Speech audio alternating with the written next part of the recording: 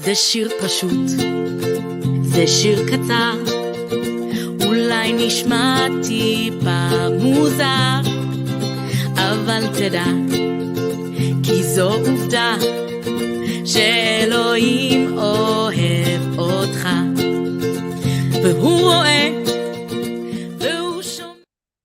Well, hello. Hi, I'm Charlie Brown, and I am thrilled that you have joined me. If you happen to be on this video through, maybe you've been watching some of my Control Addicts Anonymous TikToks, or you've been at one of my workshops or conferences, or I just want to say you are still in the right place. So don't get nervous as we continue on with this, because you may be thinking this isn't for you and it's not what you thought, but I'm going to ask you to hang on today. Hang on, because today I'm actually going to be talking about the prescription in a roundabout way, but it is the prescription on how to stop being so controlling. The prescription for all of us that are in Controllers Anonymous and trying not to be a control freak, I want to speak to, and that's man and woman, but what's the remedy? Because it's easy to say, okay, stop. But I want to talk today about getting close. And so stay tuned. If you can, just stay tuned. Hold in with me. The rest of you that are watching live and watching this video because you're following along all the time, welcome back. I love all of you. Thank you. Please share with your friends. Please share this on social media. Please bring them in, because my heart, every time I come on here, I'm praying, Father, bless them. So we just do that again. Father, we just lift this time up to you, and we thank you that your word is already consecrated. Your word is already anointed. So I just ask that you put a cold in my lips, and I pray that you would open ears so that we would hear only what you want us to hear today, Father. So, and I love your feedback. I love your comments or your revelations in this part. Like, oh my gosh, this is what I got, or I was reading this and this is what came to my heart. I really, really like that. Sometimes you think, oh gosh, I'm just new. This probably isn't even important. Would you share it?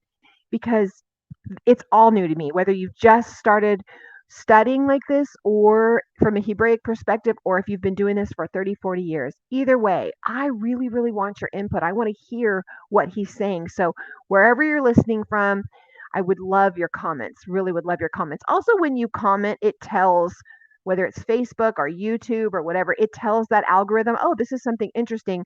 So it actually makes it easier to find for other people. Their artificial intelligence goes, oh, look, people like this. So it's not just your likes. It really matters if you're typing in the comments. So I just want to share that with you. Maybe you didn't know that for people that you're following. So if you're following the Torah portions, you know exactly where we are today. If not, maybe you're following along as a series as we're going through Exodus with me. So we're going to just pick up where we left off. So we're going to jump right into Exodus 25, verse 1. And we're going to talk about this whole section through 27:20. So hang on with me. The prophets, or the Haftarah, is 1 Kings 5:26 through 6:13. And then we're in the Gospel of Mark this week, 12:35 to 44. And the name of this parsha, for those of you that are this is called the parsha point, practical parsha. It's because it's the portion of the word that we're reading at this time. And there are some people who've come to me and said, well, that is a whole system that came out of Babylon. Well, I just want to tell you, not everything that came out of Babylon is horrible. What happened, the reason they were in Babylon is because they had stopped being rooted in the word. They had stopped following his commandments. They didn't know who they were. And so to make sure that never happened again, there was some things that came out of Babylon that were to keep them from going back into Babylon. So I just want you to continue to, as you take on maybe understandings from other people, would you just present them to him? Because just because you think maybe it came out of Babylon, or it looks like from Babylon, would you just pray and ask him, is it from him? Because I believe he spoke to the children while they were in Babylon just as much as he did as while they're in the wilderness. So just want to put that before you. There you go. File that away. I do have one announcement. She Prays Conference. So this is just for ladies. So calling all the ladies out there. If you go to therootedcafe.com, we have a tab up there called events. Okay. And so what I would like you to do is click on that, and you can see the ways that you can attend this. It is a free conference if you attend live. Okay. So if you are wanting to attend this conference live, it's on March 26th. It's going to be an all-day event. Virtually, we will give breaks, but you just can kind of you don't have, you're not seen, so you can stay in your jammies all day if you want to. But we're going to it's going to be live and will be all day on the 26th. And then the teachers will have recorded some of their teachings as well. And then at the end, we have a live Q&A. So in this conference, I think you can go on that site. You can look at who's going to be there, who the speakers are, what the speakers are going to be talking about. We have breakout sessions, main speakers, all the things. The one speaker I am going to highlight this week because it pertains to where we're at and what we're talking about is Robin Luton. And she's going to be teaching us during this conference praying through the tabernacle. And I'm just going to tell you, I am already on pins and needles and can't wait to listen to this teaching. I think it's really apropos as we go into this week to mention that if you're available, if you're not available to attend live on that day, it's okay. You can look at the other options that we have. You can get the video package and you can watch it, invite a bunch of friends over and you guys watch it together. I just encourage you to take part in it. I think it's a big deal and share it with all your friends.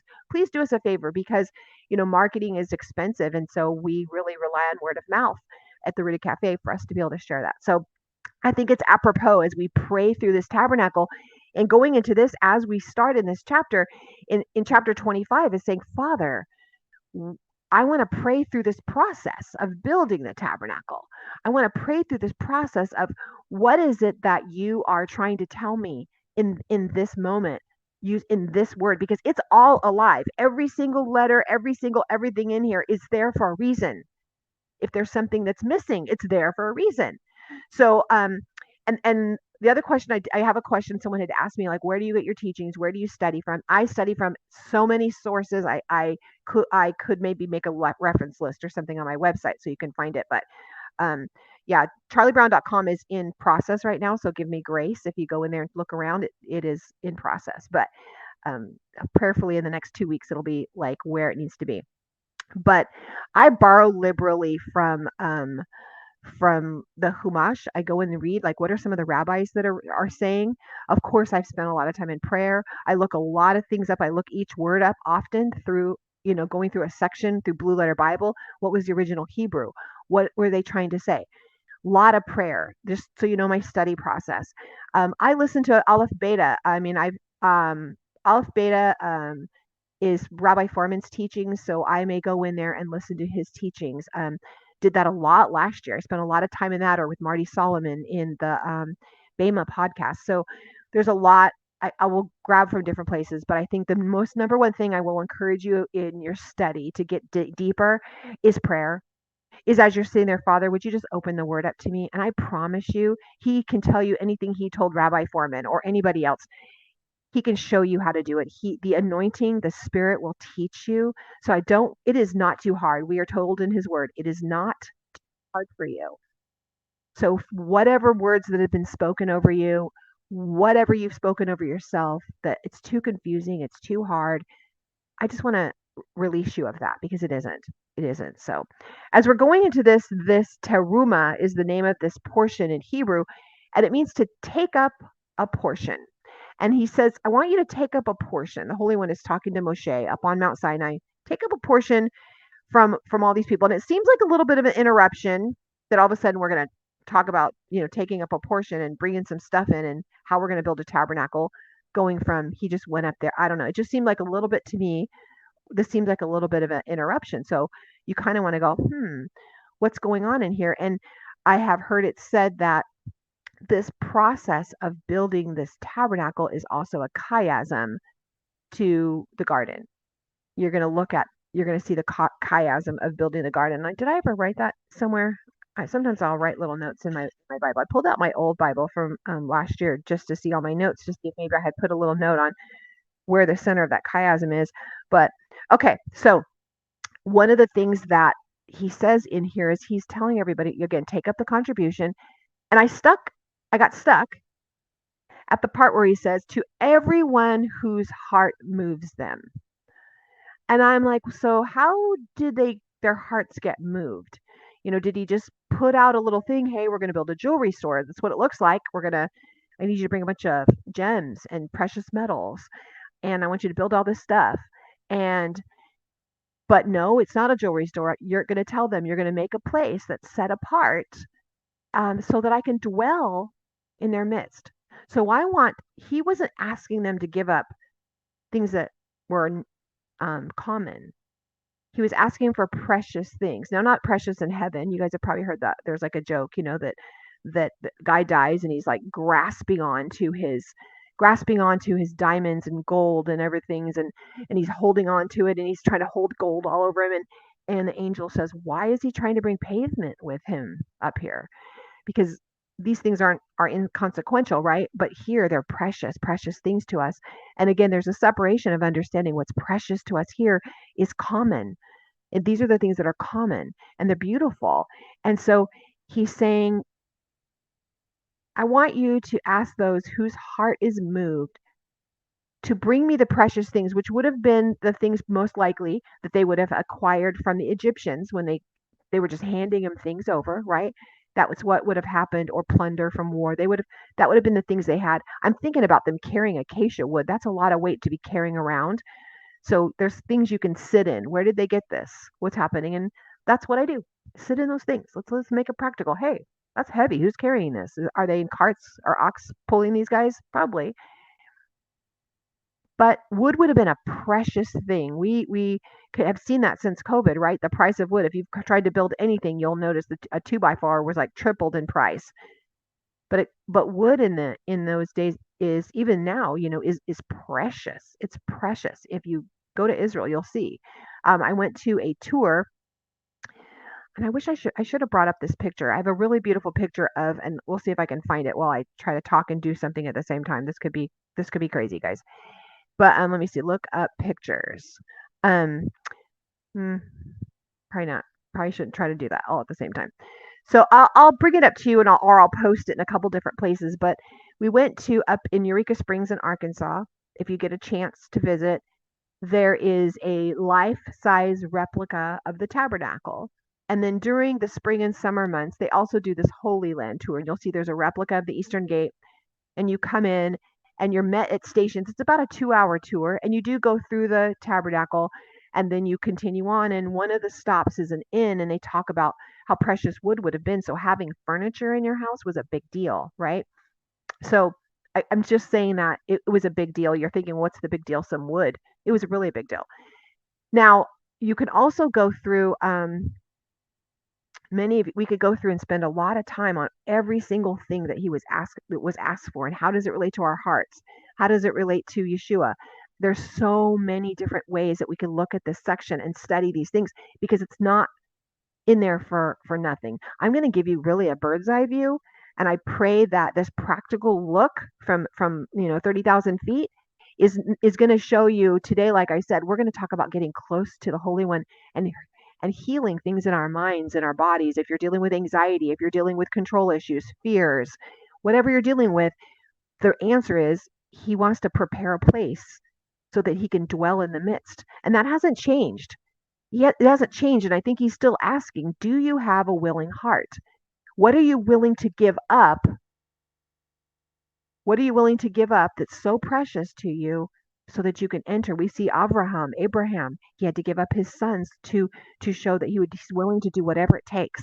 And I'm asking you, what has he asked you recently? And I would love if you comment, what has he asked you recently or in the past to give up so that you could get close to him? What was something that he needed that he gave you? He gave them all those resources. He gave them the rubies and the cloths and the dyes and the wood and the goat hair and all he gave them those things. He was the one who provided those for him, even if it was through the hands of the Egyptians. He provided them, and he's saying, I want to give it back. I think we're tested with that often when we're asked to give with tithes and offerings. We're tempted to hold on to things with really tight hands. And he's saying, would you just release these? And I think that's one of the things that I'm talking about all the time recently, is about that spirit of control, where we're trying to control our situations or people. We're not willing to say, here's my hands are open, so that you're going to fill them, but they're not clenched. It can fall through, and I'm not trying to grasp onto anything, and I'm trying to hold it out. And for the women that are here, we use this verse a lot about a wise woman builds her house, right? But a foolish one tears it down. And are you tearing things down? But here we're talking about building a house. Is it a wise woman? I'm going to say a wise man, a wise person builds their house, meaning their tabernacle. But the foolish one tears it down. A wise person builds others' homes, helps them build what he's doing in their lives. And a foolish one will tear it down, usually with our mouth. Usually that's the way that we do. So, why is this the way we start this? I feel like it should be called the tabernacle. It should be called the Mishkan, is the portion.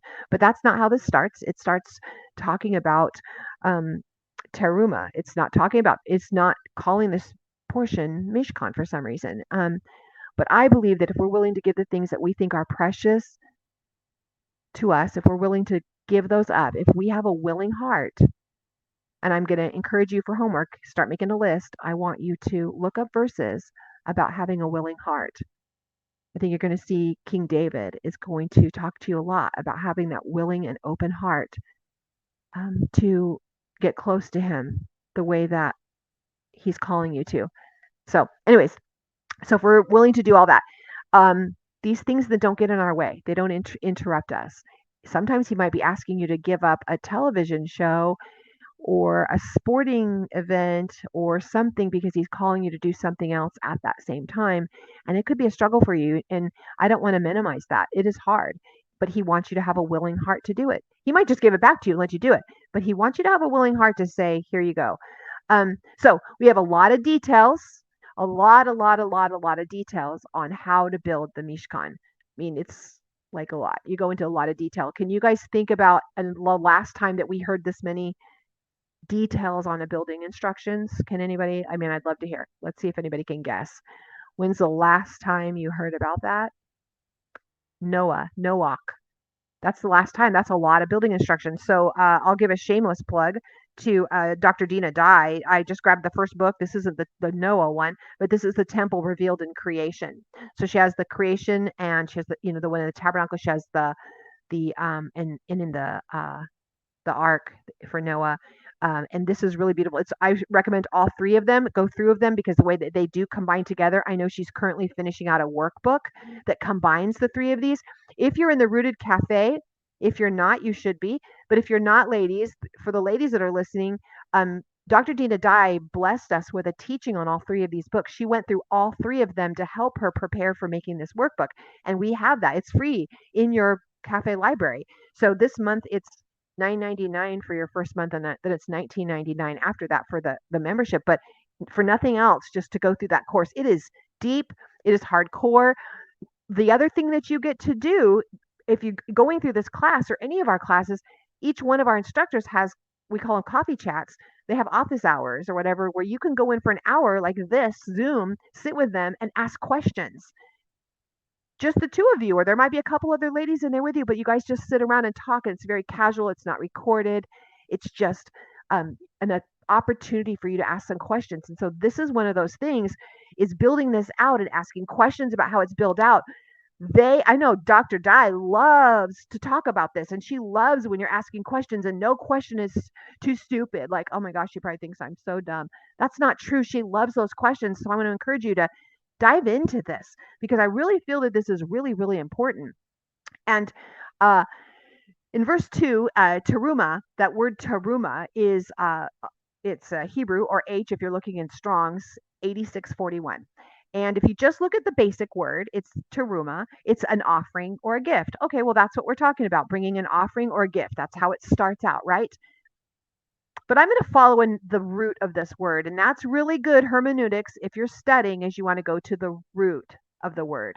We did a course on how to study the Bible and the Blue Letter Bible for Not So Dummies. It's free if you go on the Rooted Cafe in our store. It's free. Go watch, go grab those videos. We go step by step on the hermeneutics and how to, the basic, how to find the Hebrew meaning of that word. So here we go. This root is room. I'm a transliterator. I'll say it's room. Okay. And it's made up of three letters, the resh, the vav, and the mem. And I always do a shout out to all of the ladies that are digging deep and trying to learn their alphabet, I want to encourage you, whatever you can watch. We have a great course on it in the Ruta Cafe, but anytime that you can get in, it is foundational. You don't have to know the Hebrew language if you don't want to, if you're like, I can't do that. But if you could just take one letter, we did study Psalms 119, and we did the ABCs of 119, and we actually, it's attached to a letter every 8 verses. We also have another class, or you can, The Strength of a Woman is a great book by Lauren Cruz, and it's talking about, and she's on here on Messianic Lamb as well, talking about the alphabet, because it's, if you understand the letters, when you see them, when you're studying and you see that letter, it's going to pop up, and it's like a hieroglyphic. It's going to come alive. It's really that simple. And we start out with that. It's that resh, the first letter of this offering. Okay. But when we get to resh and we look and say, what does this room mean? What does it mean? Let's look at what the hieroglyphic says. The hieroglyphic says the resh is a the king, coming down, bowed head, coming down to humbling themselves, to come down amongst the commoners, we'll say. You have a vav is the next letter. It's like a hook, connecting hook. We're going to see it's used. A lot of hooks are talked about in this. I mean, the tabernacle is hooked up. There's lots of hooks. It's a way of connecting. It's that vav. It's that connection of heaven to earth. Okay. And then we have the last letter is mem. Okay. We have that mem, which is that beautiful, and I'm not talking about the contronyms. The opposites of this are, there's always an opposite to each letter. So we're just going to talk about, because it's the tabernacle today, the perfect form of what this is in its perfect form, and the mem would be flowing in revelation, right? The opposite of that would be chaos, but we're flowing in revelation to bring revelation, to lead us to him. Okay. So what he's saying is this offering is a way, this whole thing about bringing in this room, bringing this offering was a way for them to take part in the Holy One coming down and connecting with them to bring revelation. So that was beautiful to me, is all these, I mean, we've got 7 chapters in the middle of all of this about building a tabernacle, which of course it's 7. It isn't going to be built yet, but it just really seems to interrupt this story, that all of a sudden we're getting all this information about this tabernacle. And he's saying that if you have a willing heart, if you're not trying to hold on too tight and control things, if you have a willing heart, you can bring a room, bring a thing where you humble yourselves, or you're going to take part in an offering. You're going to take part in a situation where the Holy One is going to come down to this humble, lowly place and connect with us. And I want you should have a hyperlink to Matthew or to Mark or Luke or where's the story of birth? We'll just say Matthew for right now. You should have a connection right there, that the creator of the universe is going to humble himself and come down in a humble way, connecting himself to bring revelation. And we also will hear, and I'll probably repeat this in a little bit, we'll hear it says that Jesus, or Yeshua, was the Word become flesh. He was HaTorah. The Torah became flesh and tabernacled among us. He was the room. He was the room. Sorry, itchy. Okay. So is he asking them to give from a grateful heart before they commit the sin of the golden calf? I kind of think so. I think that Moshe is up on Sinai. The Holy One already knows what's going to happen. He's going to ask them to do all these things and build these things. I don't know. I think that it might be let's do this first, so they're going to have a happy heart about it. And he's up there 40 days. Moshe's up there 40 days. And we kind of told at the beginning, Moshe says, okay, we're going to go up the hill. The Holy One says, I want you to come up here. This is what I'm going to do. I'm going to teach you this and this. And then he says he's going to be told what's going to happen before he goes up. But then we don't really hear anything else until he comes back down. So is God teaching Moshe during these 40 days how to build this tabernacle? I have heard that many have thought that he's actually seeing it in person. He's seeing the tabernacle in heaven that he's being asked to build on earth, that he's up there doing that. Sinai is this point of contact between Moshe and God. It is the Yod, or the Vav, right? This is the Vav. This is that connection where they're being connected. This is another picture of this offering, is that Moshe is coming up there saying, I'm willing to give up my time. I'm giving my life, maybe, because he's telling everybody else, don't come up here or you'll die. I'm willing to come up and face all these things so that I can bring the revelation back down. So I feel like there's a constant theme up here is how we get revelation. How do we know? How do we get close to him? We have to have a willing heart. We're about to go into Purim, and we remember that Hadassah, Esther, we remember she says, if I die, I die.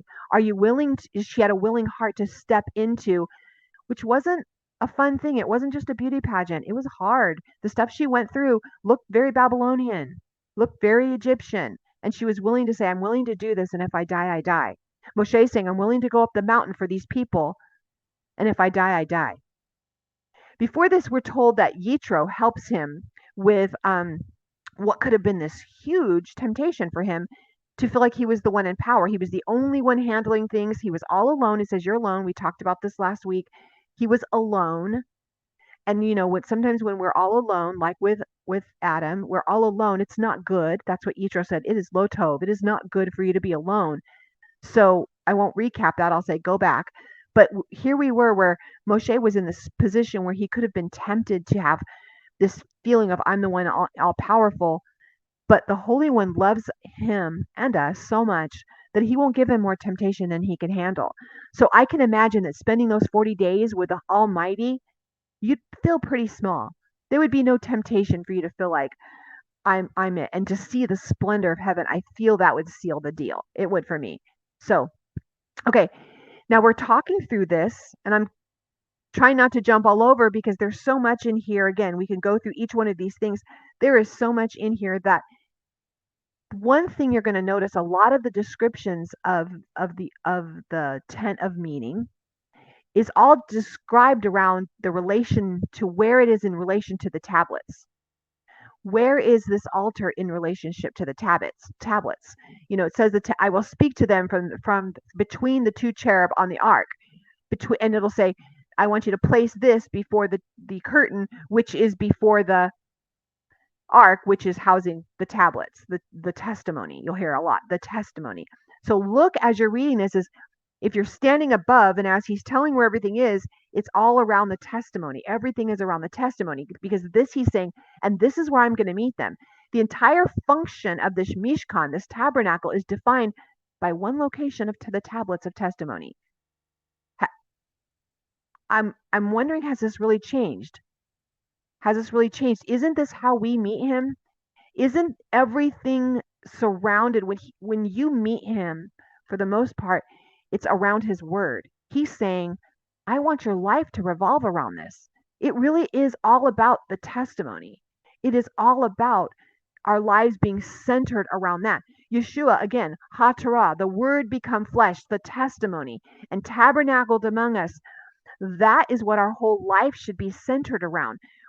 Doing what we saw him do, being the way we saw him be. I want you to look up, second homework. What does that word perfect? Does it really mean I have to be perfect? I can't make mistakes. What does it really mean? I want you to look up the word and see what the Hebraic translation with that might be and get back to me. But we're trying to be like him. We're still trying to revolve ourselves around that. I went to where I live. I'm in Northwest Arkansas. There is Crystal Bridges, and it's a museum. And at this museum, they have a room. It's kind of in the center almost of the art exhibits. There's a room, a special room. There's a guard sitting out front, and there's a guard, and then there's like lights, there, lasers. There's all these things. And inside of this, I was like, wow, I wonder what's in there. It must be pretty special. Inside of this is actually a copy, not the original, but a copy of our Constitution. Armed guards are protecting it, surrounded by special walls, and the whole thing of this, it is like an official copy of it. So, but the point of it is, this is a reminder of who we are as a nation, United States, and what we believe. I don't know. I have ladies. I don't know about men here, but if you're listening from other countries, you have this probably very similar things. But for us, I know, like at our nation's capital, it's like thick glass. It's in titanium. It can handle and sustain a nuclear blast. My husband was telling me this morning that the lights and everything around it are protectant of it so that it doesn't discolor. It is so protected. It is impossible to steal. It is impossible to hurt. It is so protected. And it's the thing, as in the United States, I'll speak to us, that I'm here. that our identity is wrapped around. It gives us purpose. We say this is what we stand for. Do you feel the resemblance? Everything in this tabernacle is around these tablets, which I spoke about last time in Exodus 20 when we were talking about he's proclaiming our identity.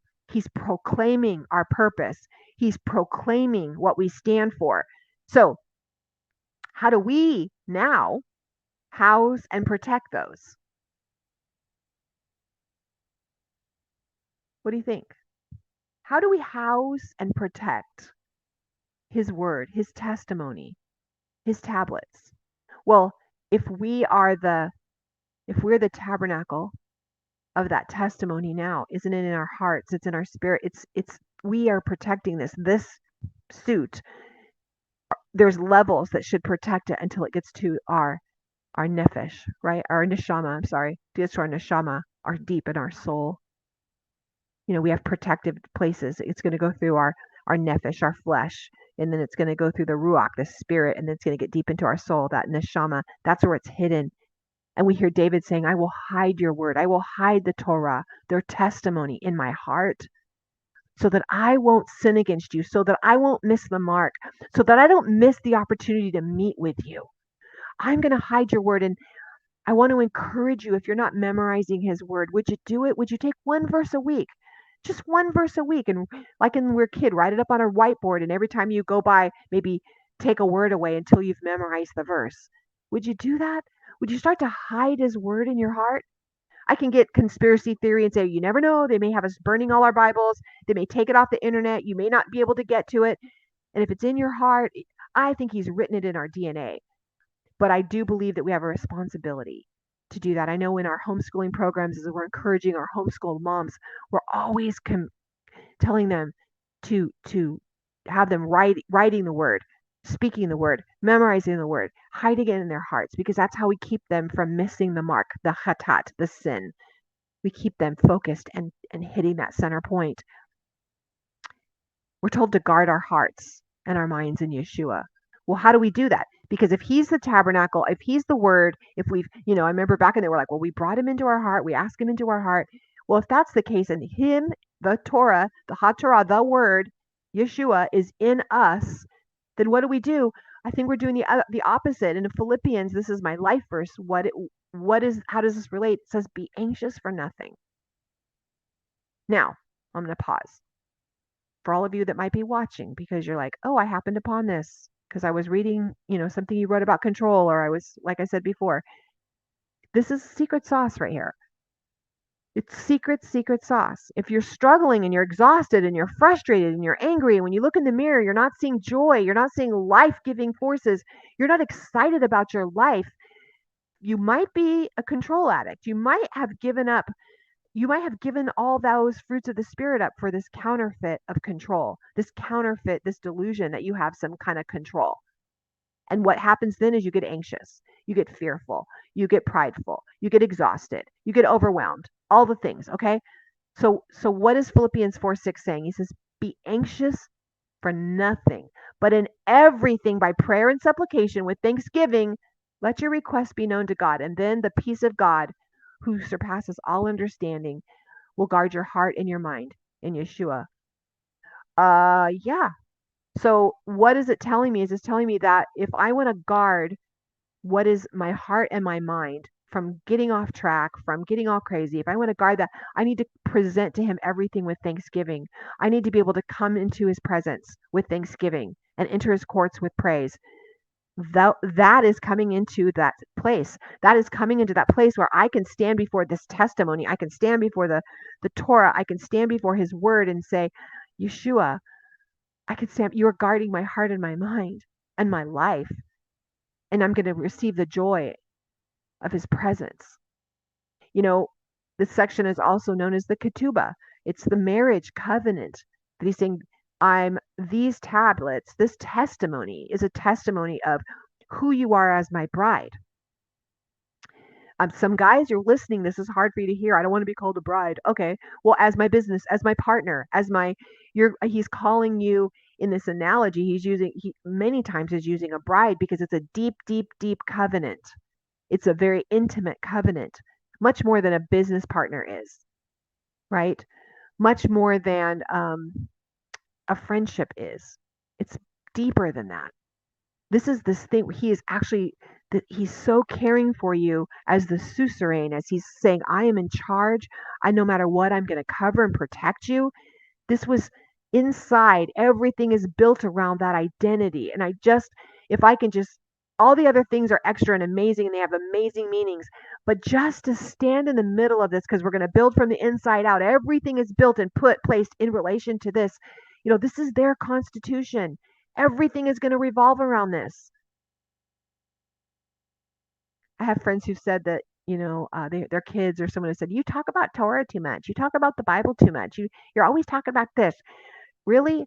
Because if our life is revolving around his testimony, revolving about who he says I am, revolving about all those things, how about the people are constantly talking about, oh, these are my rights. This is who I am as an American or a Canadian or a whatever, wherever you're from. These are my rights. This is who I am.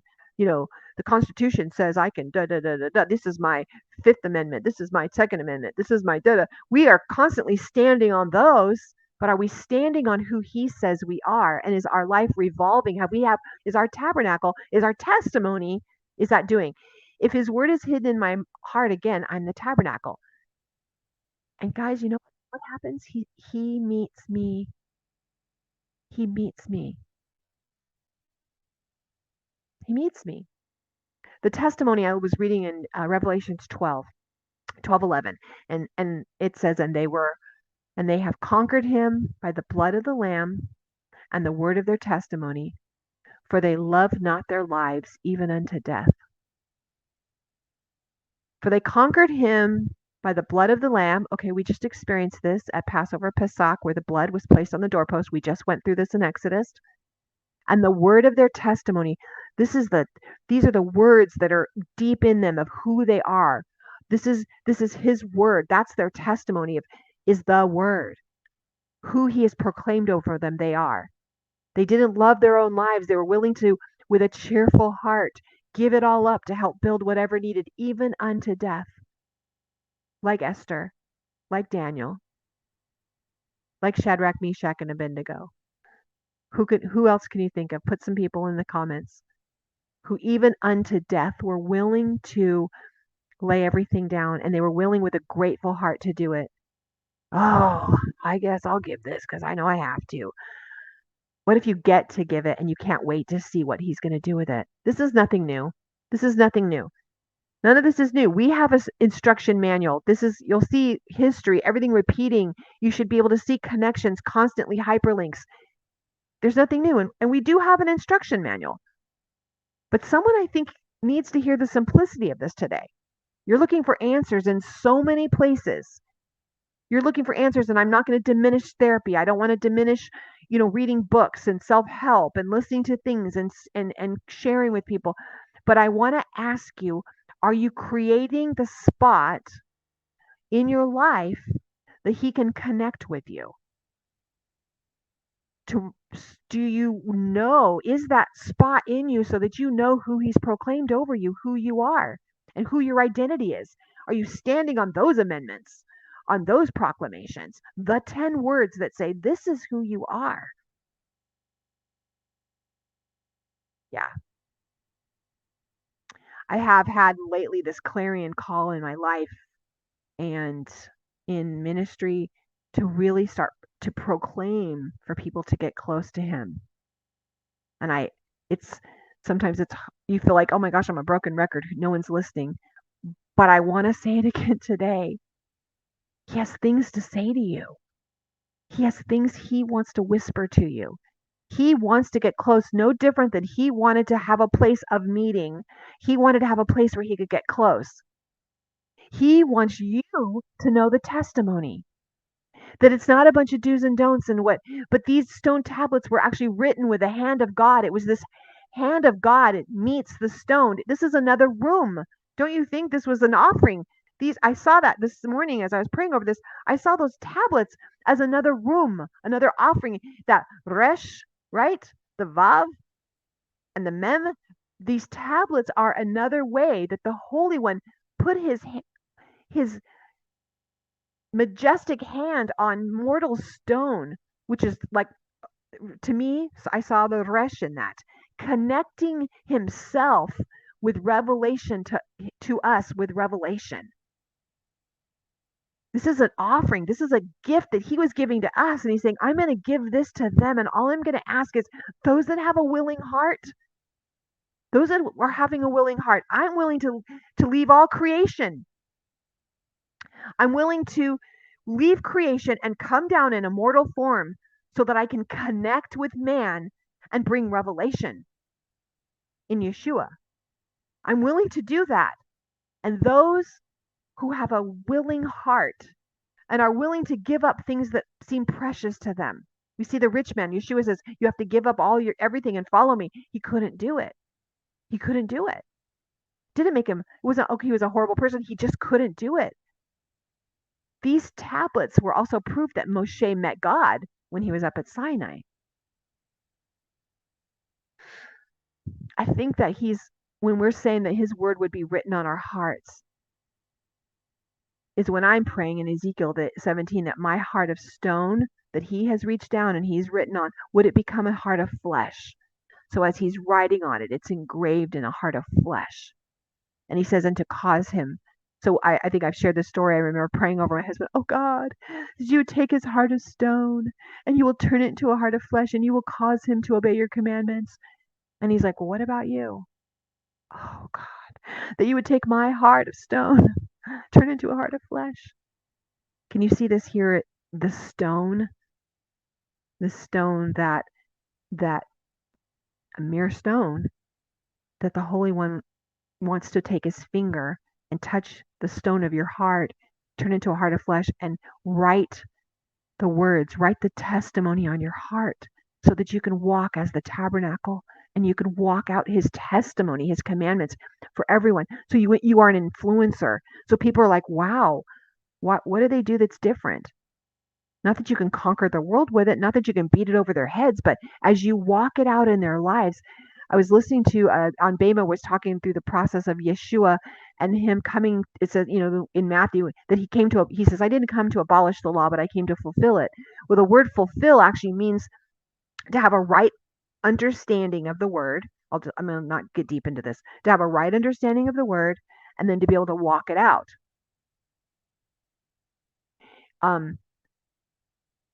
He says that he came to show how to have a right understanding of the word and also how to walk it out.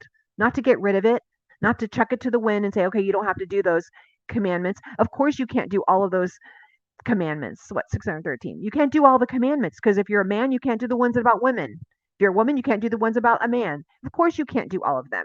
Even Yeshua didn't do all of them, but he came to show that he had a right understanding of. He couldn't do all of them because he wasn't a woman. Okay, so he couldn't do the ones about what you're supposed to do when you're menstruating during those times. There's things, but he came to show us how to have a right understanding of them. And I mean, I love, because whenever I talk about this and I think of Yeshua saying he's the word become flesh and dwelt among us, or that he came so that he could not abolish the law but fulfill it. I'm always thinking of him like, this is how you do it, right? This is what he did. He came out, he said, this is how you do this. This is how I've tried to tell you back at Sinai. This is what I tried to tell you in the Mishkan, in the tabernacle.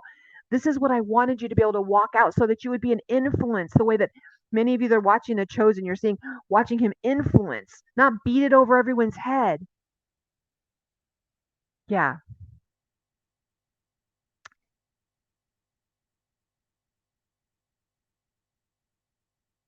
You're to fulfill. You are to show others that you have a right understanding and how to walk this out. And he says we can do it. I believe that's what he's meaning by be perfect because I'm perfect. Walk this out. Strive. Look for how to do this. Look for how to do it, Not just be a hearer only, but a doer. This is Shema, Shamar, Asa. These are those things he's saying. Wait, nothing's new. He's quoting everything from this time. There's so many connections to the tabernacle as we read through the word. It's a way of us connecting to the Creator. But I feel like, are we taking this for granted? in a world where we are buying counterfeit control, we're buying into counterfeit control and buying counterfeit control. I mean, for goodness sakes, feel like I have a control for everything. I have a treadmill under my desk and I have a control. I have a control that says I can control this treadmill. I am in control of this treadmill. And I think many of us have these in our minds. We have this, I am in control of my children. I am in control of my marriage. I am in control of my work, my ministry, my friends, my relatives, my whatever. I am in control. And it's counterfeit. It's a horse and a chariot. I'm in control of my money. I'm in control of my precious things. And we want to enjoy our lives. I get it. We want to enjoy our lives, but we don't want that commitment of that closeness, because it's a commitment. It's a big commitment to be that close to him. It's a big commitment to say, here's my controller. This is a parsha, is a reminder that he's here right now in you. Yeshua was the room. He was that gift that connected us to the revelation. He was the one who said, I'm willing. I have a willing heart to give up precious things. I was thinking of the wise men that even just came, and it said they brought him gifts. He brought him very precious, very expensive things because they wanted to connect with the new king. They brought room. They brought Terumah. They were willing. They wanted to bring an offering. They wanted to bring something so they could connect to this new king, to the new kingdom. And if you guys know anything about this, it's really kind of cool. Just side note on this is those kings, those wise men who came would have been like astrologers and things from Babylon. And they would have been reading old prophecies, not biblical prophecies, most likely because they were from Babylon, because they were from Mesopotamia. They were in those areas. They came from the east. They would have been those that would have heard when Balaam would have made the prophecy about a star. And they would have been waiting for that prophecy to be fulfilled, and they saw the prophecy. There's homework for some of you who are excited to jump into something new. But they brought gifts. They brought gifts because they were willing, from whatever it took, and they were willing to unto death, because even with Herod, they didn't go back. They didn't go back to him. They were willing to turn around and go back the other way and not confront him. Now, let's change gears a minute. How about this? I'll put my control down. Controls put away. Can we consider Shabbat as a form of a Mishkan? Shabbat is a form of a tabernacle. It is that day every week that he wants to meet with us. It's a moed. It's a holy day. We have festivals that he's saying, I want to meet with you on these days. And we're saying, up until I knew better to do better, I didn't know. He's saying, I want to do this for now and to all generations. This isn't just I want to meet with you and all your generations, not just if you're Jewish. You're grafted in. Whoever's listening right now and you're in the word and you have received Yeshua as your Messiah, you are grafted in. You are part of Israel. This is you. And he's saying, I want to meet with you, and I'm going to meet with you doing these moed, doing this moedim, these festivals. And on Shabbat, we just read about this, I think, last week, right? We're going through the moedim, and we went through the festivals, and we went through Shabbat again. It's one of the things he proclaims. It's an edot. Shabbat is one, not a false testimony. No false testimony on here. So wait, let me say this. You'll hear when you're talking about the Shabbat in the 10 words. It's kind of Shabbat is an edot, and so is false testimony. So we don't have a false testimony, and Shabbat is that time. I think it's interesting as those two can come together and say, it's a way of us making sure that we don't have false testimony. It's a way that our testimony is true, not just that we're lying against our neighbors, but a false testimony. Am I walking out and is my testimony false about who he is? Am I honoring that commandment, that word, that proclamation over me, that I am going to walk in a true testimony as the tabernacle. And how can I do that? Through Shabbat. It's a holy day. It's a set apart day. How do we do it? And I'm going to try to do this. Hold on, let me cough real quick.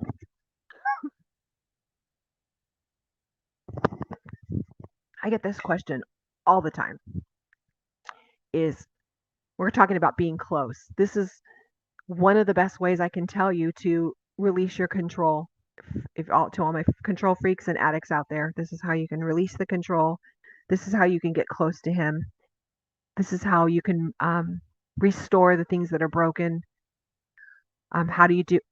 It's Shabbat, is to spend that 24 hours with him and in the best way you can. Shabbat, and it is hard, and you're going to start doing it, and it's counterintuitive to everything you've learned, everything you know. It's going to feel strange, because can you imagine trying to get to meet with him in the tower? It's strange. This process of going through this tabernacle, look at all these things. It seems strange. It's going to feel counterintuitive because it's a moment on earth as it is in heaven. So it is set apart. How do we do that? How do we do it? And Shabbos means to do nothing. It is actually a place in time for withness. It is a place in time for withness, for closeness, to be with him. Same with those Moedim. It's a place in time to be with him. It's a place in time that we remember God is not just the God who creates and provides and does all these amazing things, but God is a God who rests. And I know maybe more things are caught than taught. More people your children are more watching what you're doing than what all the things you're teaching them. They're going to mimic more of what you do than what you are verbally teaching them.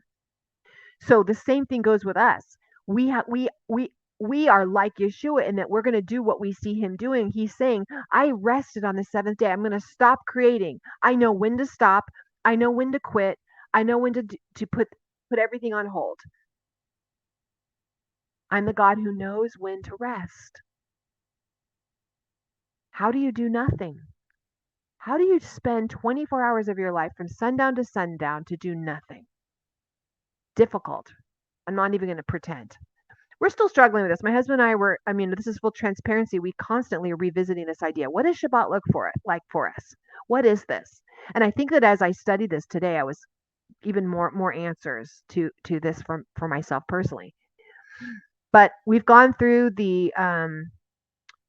a lot of the Jewish traditional things, saying the prayers, doing them in Hebrew, trying to learn all the things.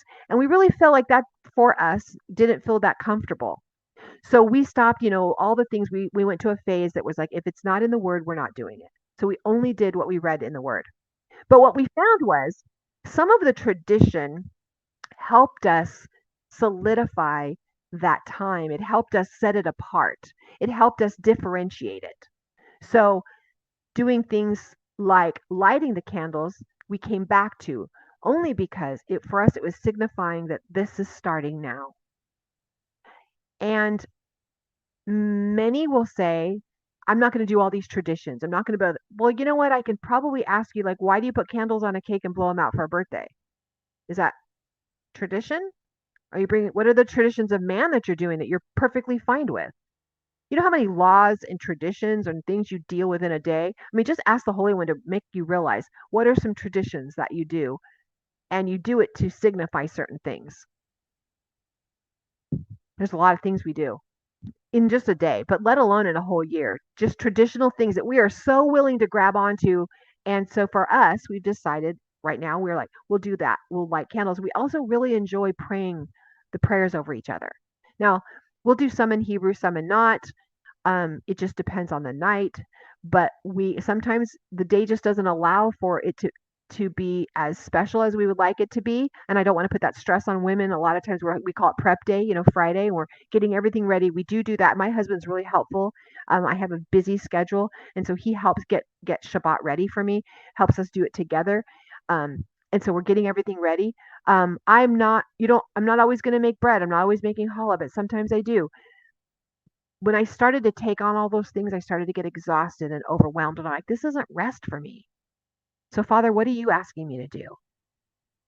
He wants a date with you. He wants to spend time with you. If my husband says, I wanted to go on a date night with you, my preparations for that, getting all cute and getting a cute outfit on stuff isn't going to feel like work because I want to meet with him. So I want to do the things that get me excited and prepare me to meet with him. Praying for my husband prepares me to meet with him. Why?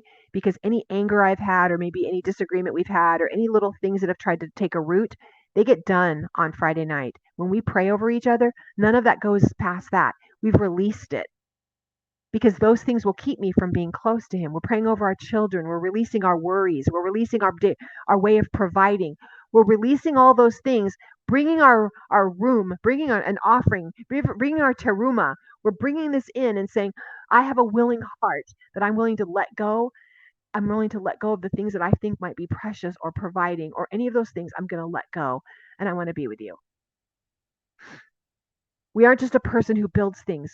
We actually rest. And when God just is and we just are, we have created this meeting ground. Can I say that again? When God just is and we just are, we have now created a meeting ground to be with him. Wow. I wrote that down from Rabbi Foreman. Shabbat is powerful. It's a powerful testimony. Those of you who have walked it out and having to tell someone, oh, I'm sorry, we don't do that. It's our Sabbath and we meet with God. We spend time with God on that day. It is a testimony. It's a testimony even to believers who are, maybe they're going to church on Sundays, but they're not actually honoring a Sabbath. It's all busy and they're just not resting. They're not meeting with him. I think he's calling us out. I'm going to move my little thing here. He's calling out to you today. Are you willing to bring an offering of your time, of your money, of your talents? Are you willing to come and bring an offering? Because if you're willing today, if you're willing to repent of all the stuff you've been doing, just let it go. If you're willing to bring an offering to him from your heart and say, I'm willing to bring the offering to you, Father. I don't even know what that looks like. What are you asking of me today? Because I want to be part of your tabernacle, your mishkan. I want to be the place that you're meeting with me in my heart. Father, I'm going to come to you with a gift of thanksgiving and present it in your courts. And I know that you said, now you will guard my heart and my mind. God, help us all. Do we need a mind and heart control? Someone else controlling it and guarding it for us. And he promises to do that every day. If we bring that room, if we bring that terumah in with my grateful heart, I'm going to give it to you. Then he says, I will meet with you. So I'm excited to hear back from you. You guys have a blessed week. Release it all to him today and get close.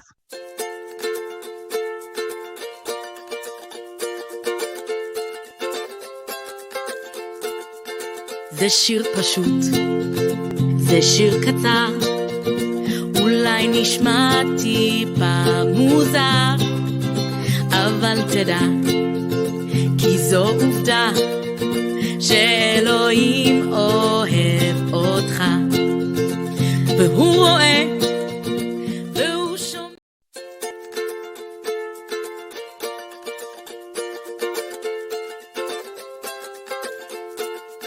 זה שיר פשוט, זה שיר קצר, אולי נשמע טיפה מוזר, אבל תדע, כי זו עובדה, שאלוהים אוהב אותך, והוא רואה, והוא שומע, ואכפת לו מכל דבר קטן. תדע לך שזו עובדה, שאלוהים אוהב אותך. זה שיר פשוט, זה שיר קצר.